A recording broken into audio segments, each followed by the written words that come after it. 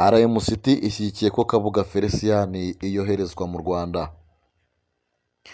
Umushinjacyaha mukuru w'urwego rwasigariyeho inkiko mpuzamahanga zirimo ICTR Serge Brahmet yatangaje ko icyakemura ikibazo cya Felicien Kabuga umaze umwaka afungiye mu Buholandi, nyamara urukiko rwarasabye ko arekurwa ari uko yakoherezwa mu Rwanda, kandi ngo urwego akorera rushyigikiye icyo gitekerezo. Kabuga wari ukurikiranyweho uruhare rukomeye muri jenoside yakorewe abatutsi mu 1994 yafatiwe mu Bufaransa ku wa 16 Gicurasi 2020. Kuva ubwo ahita ajya gufungirwa muri gereza z'urukiko mpuzamahanga mpanabyaha azirirahe mu gihugu cy'Ubuholandi. Muri Nzeri 2022 nibwo Kabuga wari umwe mu banyemari bakomeye mu Rwanda muri jenoside yakorewe abatutsi yatangiye kuburanishwa mu mizi irahe mu Buholandi ahafungiye. Raporo yakozwe n'abaganga muri Kamena 2022 yagaragaje ko uyu mugabo afite indwara zinyuranye z'umutima n'ibihaha ndetse na osteoporosis ituma amagufa yoroha cyane ku buryo yangirika vuba. Mu bihe bitandukanye byagiye bigaragazwa ko Felicien Kabuga atagishoboye kwibuka ibyabaye mu bihe byashize, bituma mu Gushyingo 2023 nyuma y'impaka ndende RMCT yanzura ko yahagaritse gukurikirana Felicien Kabuga ndetse ko hagomba gushaka uburyo yarekurwa kuko ubuzima bwe n'ubushobozi bwo gutekereza butamwemera gukomeza urubanza.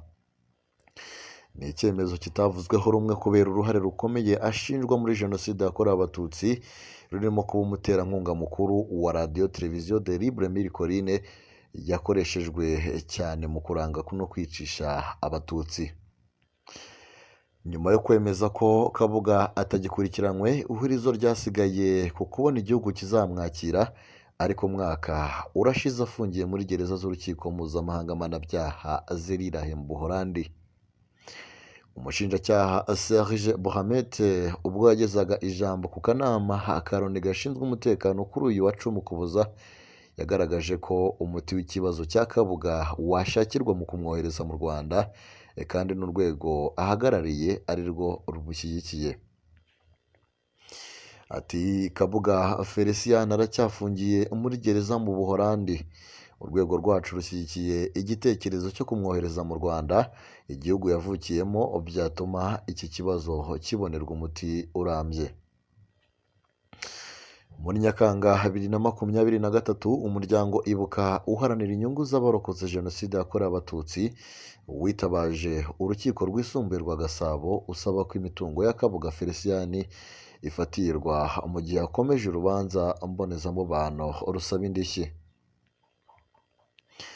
Wagaragazaga ko kandi impungenge ku mitungo ye ishobora kwandikwa ku bandi bantu cyangwa ikangizwa bityo ikwiye kuba ifatiriwe. Nubwo avuga ko bigoye kubona indishyi nyakuri ziwanye n'agaciro kabishwe muri jenoside yakorewe abatutsi bari bafitiye abarokotse mu miryango yabo, ndetse ko binagoye kubona agaciro nyakuri kangana n'imitungo yangijwe ndetse n'iyasahuwe y'abishwe kubera uruhare rwa Kabuga. Ibuka yasabiraga abo ihagarariye indishyi z'akababaro z'ibyangijwe n'iz'imbonezamusaruro zihwanye na miliyari 50 na miliyoni 658 n'ibihumbi 800.